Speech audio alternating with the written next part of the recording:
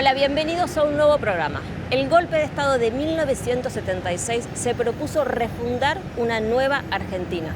Su misión al llegar al poder fue terminar con la industria nacional y terminar también con todo vestigio del movimiento obrero que la sostenía. ¿Qué rol podía cumplir el Congreso en un Estado terrorista y en una dictadura? ¿Por qué mantener abierta justamente la Casa de la Democracia? Eso te vamos a contar hoy y así empezamos el recorrido.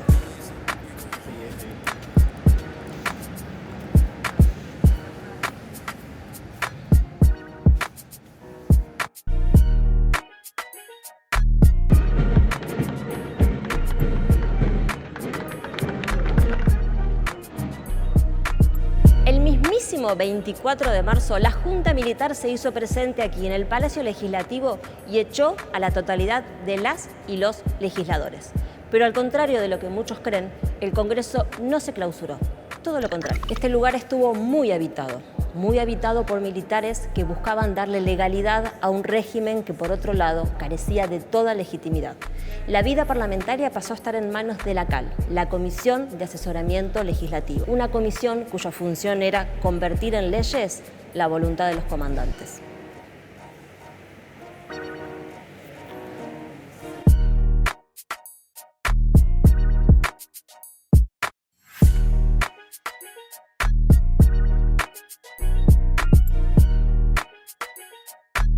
El Salón Azul era el más importante para el gobierno militar. Lo consideraban la sede oficial del gobierno e incluso ellos la llamaban la sede natural para las ceremonias públicas. Aquí juraron todos los presidentes de facto, se realizaron ceremonias públicas, como dijimos, y también alguna que otra fiesta privada.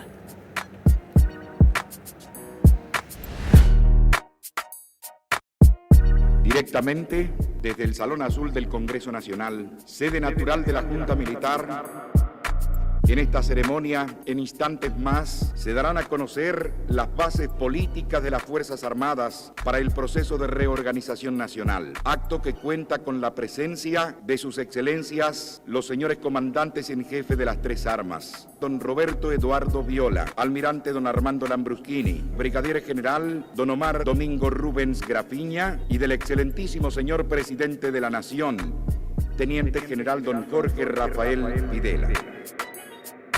El recinto sí fue un lugar prohibido durante la dictadura, el único espacio literalmente clausurado del Congreso. Pero como nadie lo podía pisar, entonces se pobló de otros habitantes. Esto recién se supo con el regreso de la democracia, con los preparativos para la asunción de Alfonsín. Se descubrió que aquí no funcionaba nada del sistema electrónico, ni el tablero de votación, ni las bancas marcando el presentismo de las y los legisladores. ¿Qué había pasado? Las ratas se habían comido todos los cables.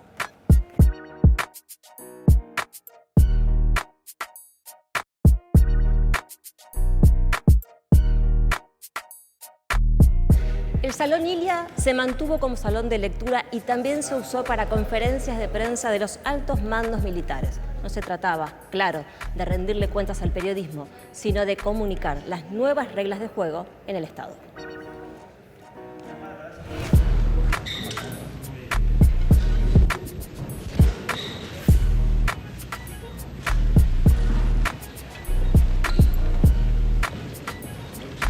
El Salón Eva Perón era el lugar donde se reunía la CAL. No se llamaba así, por supuesto, porque estaba prohibido nombrar Evita y tenía este color, porque todo el Congreso había pasado a tener tonalidades de verde militar.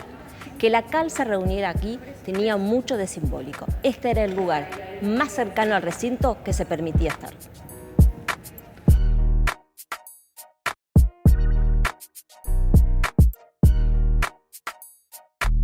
El Pasos Perdidos es el salón que comunica la Cámara de Diputados con el Senado.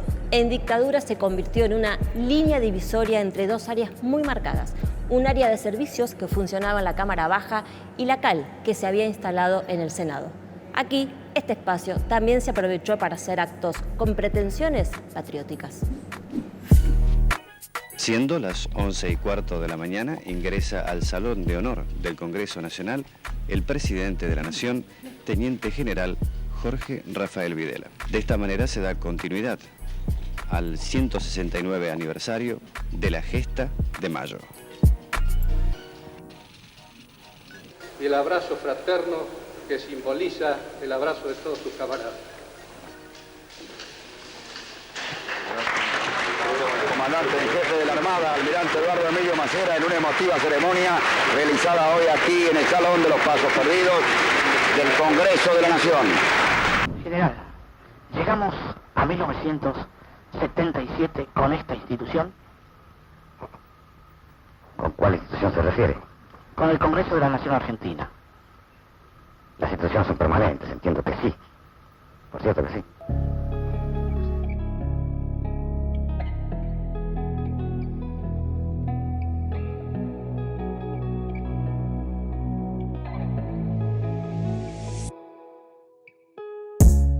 ¿Qué era la CAL, la Comisión de Asesoramiento Legislativo, y hasta qué punto tenía la facultad de legislar?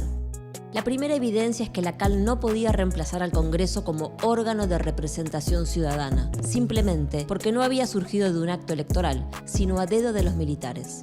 En segundo lugar, la CAL estaba formada solo por oficiales superiores de las Fuerzas Armadas, 3 miembros por la Fuerza Aérea, 3 por el Ejército y 3 por la Armada. Es decir, cuando sucedía lo más parecido a una sesión del Pleno, se trataba de una mesa redonda conformada por 9 militares y, detalle no menor, reunidos siempre en secreto, sin atender a la esencia de organismo público que tiene el Congreso.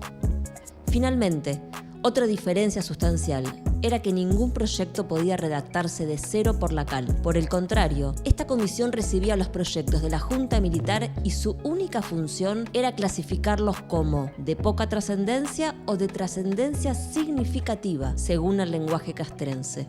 A los de poca trascendencia se los aprobaba sin más dilaciones. A los de trascendencia significativa se los sometía a mayor evaluación. Pasaban por subcomisiones conformadas por oficiales de rango medio y luego estaban en condiciones de volver al Poder Ejecutivo para su sanción. Más allá de estas diferencias entre la CAL y un Congreso democrático, en algún punto esta comisión sí funcionaba en cierto sentido como lugar de debate. La CAL tenía la misión de consensuar las facciones internas del poder militar entre las 3 fuerzas y al interior de cada una. Otro dato es que la CAL legislaba en lo formal mientras el gobierno de facto actuaba en la total clandestinidad. La legalización de la pena de muerte fue una de las primeras medidas sancionadas y, sin embargo, nunca se aplicó. Las detenciones y asesinatos se hicieron a la sombra de la ley.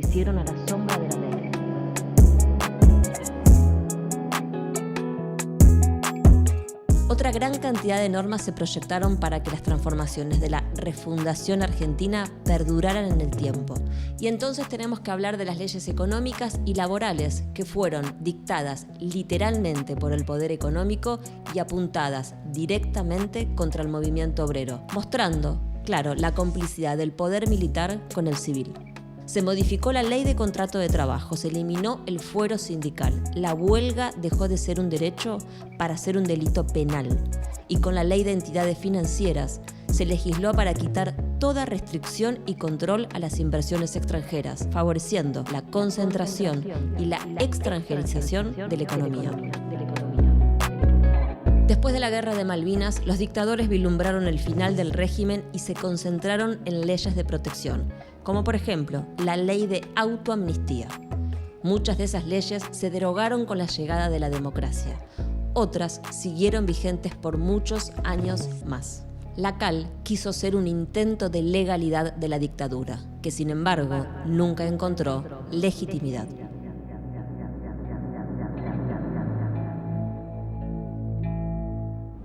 Ricardo, ¿cuántos años hace que trabajás en el Congreso? 48 años, voy a cumplir 49 el 8 de mayo próximo. O sea que el 24 de marzo de 1976 ya eras empleado. Sí, ya era empleado planta permanente.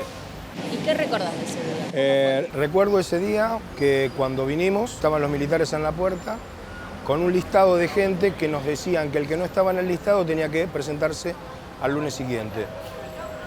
Al lunes siguiente vine y estaba en el listado y pude entrar. ¿Se entraba por los mismos lugares que antes? ¿Cambiaron Al las principio entradas? sí, pero prácticamente en una, dos semanas se cerró la parte de Hipólito Yrigoyen, la entrada de senadores y la entrada de empleados de Senado, y se empezó a entrar por la entrada que vemos acá, que es en diputados. Y durante el proceso militar se entró por este lugar. ¿Qué pasó con el resto de los compañeros y compañeras? La gran mayoría quedó cesante A otros tengo entendido que los detuvieron, mismo en su puesto de trabajo. Se fue achicando el plantel de a poco, hasta que al año más o menos del proceso no llegaba a 1000 personas todo el Congreso Nacional. Y después quedó reducido aproximadamente en 500.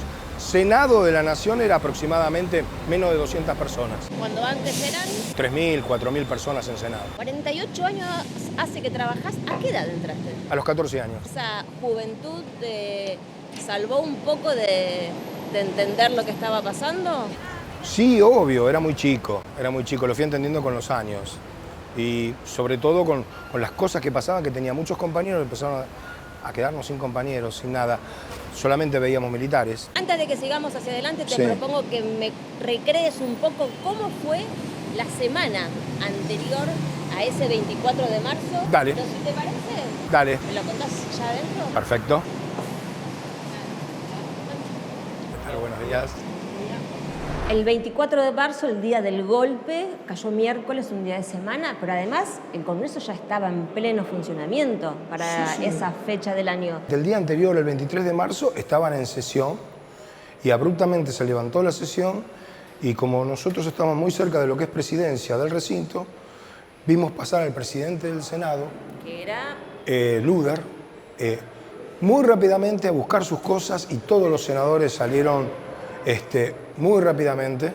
Entonces se ve que ya sabían lo que se venía. Decías que había alrededor de 200 empleados y empleadas acá en la Total, casa total. En la década del 70 que quedaron en la época de la dictadura. Estaba vacío el edificio prácticamente. Totalmente vacío. ¿Cómo se veía?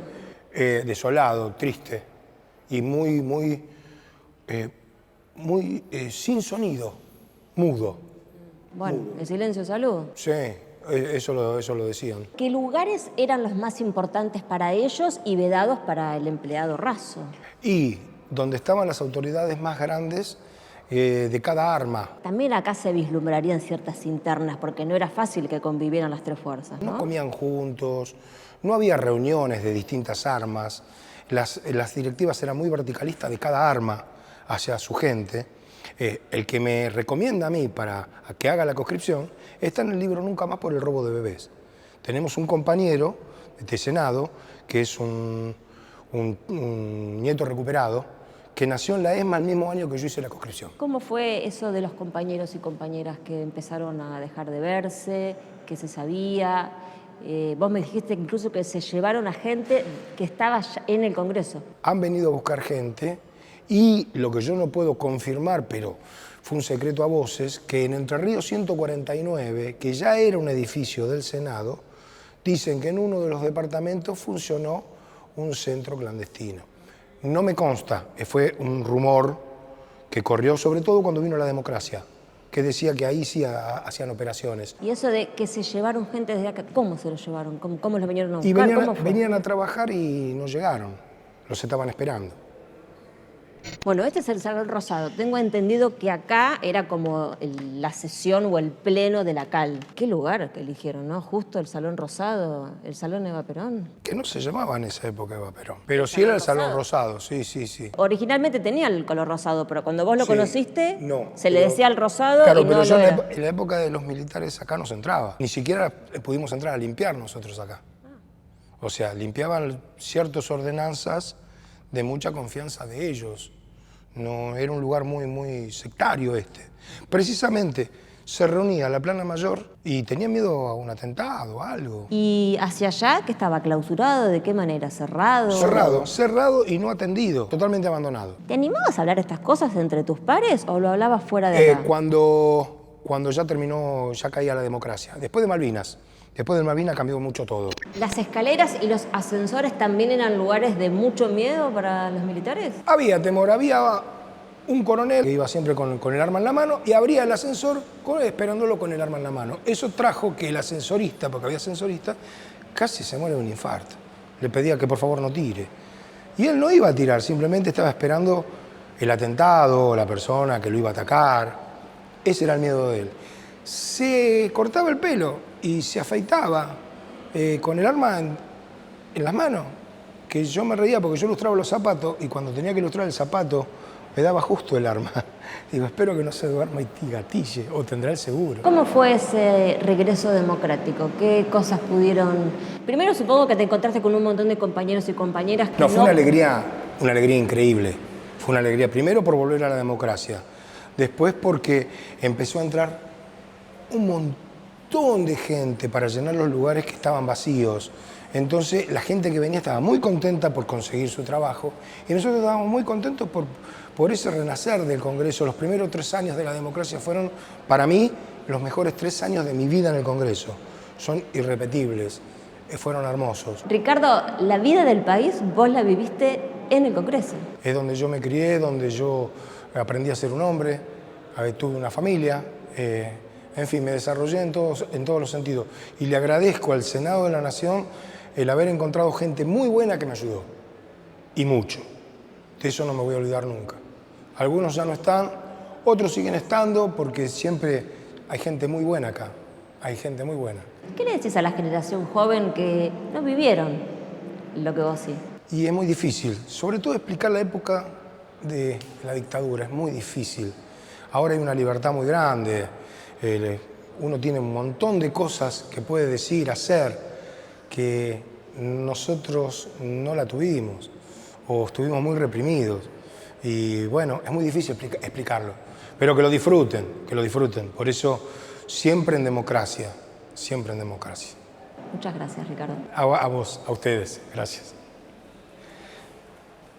En este mismo Salón Azul, que en época de la dictadura se usaba para actos protocolares militares, hoy el Senado de la Nación va a homenajear a 4 abuelas de Plaza de Mayo. Les va a otorgar la mención de honor Juana Azurduy. Y esto es una cita histórica y hermosa.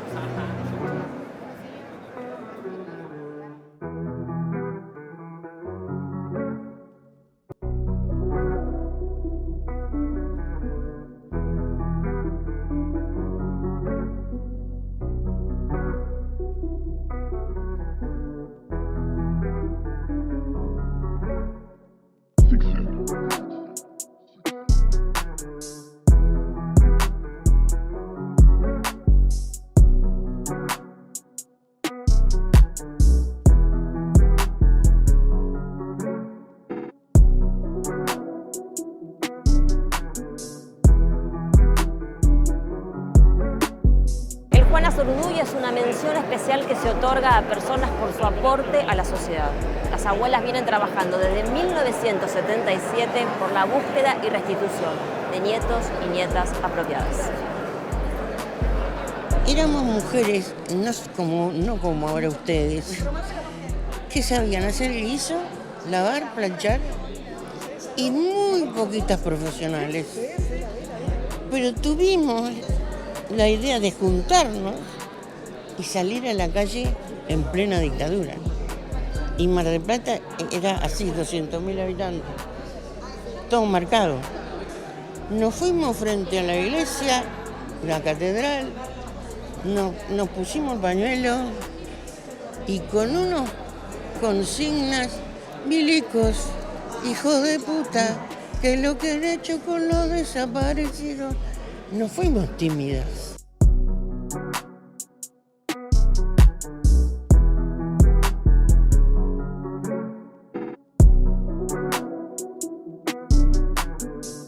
Las abuelas lograron la identificación y la restitución a sus familias legítimas de más de 130 niños. Varios de ellos son los nietos que hoy con mucho orgullo nos acompañan en este acto.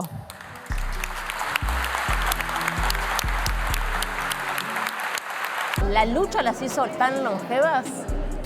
Sí, sacamos afuera todo lo que teníamos guardado, todo lo que éramos capaces. Capaz que los primeros días llorábamos, pero no.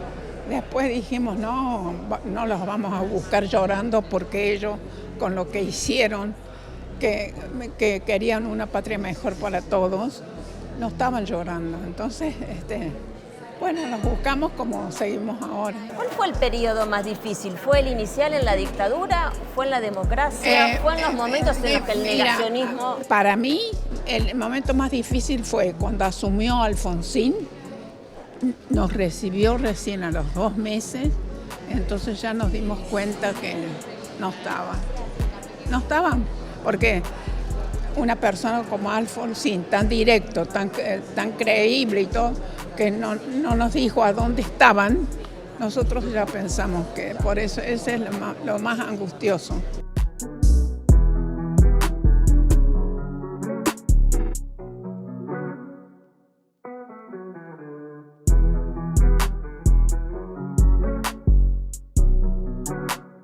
¿Cuándo se animó a soñar que esto era posible, de volver a encontrarse con los nietos y volver a ser familia después de tanta lucha?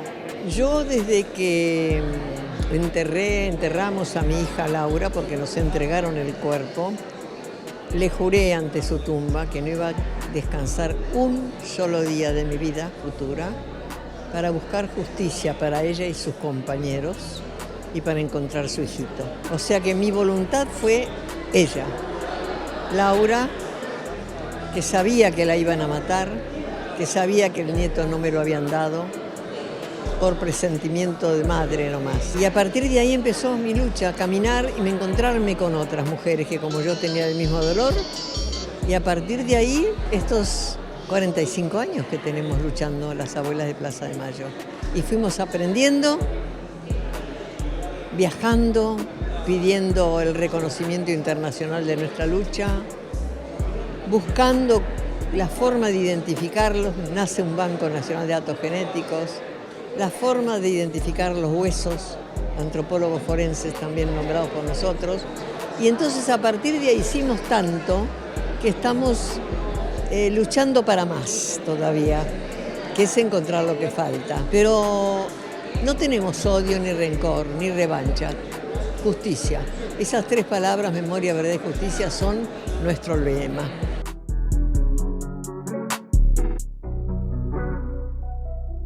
Si se equivocaron con su cuerpo, poniendo su cara, su cuerpo y su sangre, no como la de otros políticos que se equivocan y los que ponen las cosas es el pueblo, la gente y todas las generaciones que ven frustradas sus ilusiones y sus esperanzas.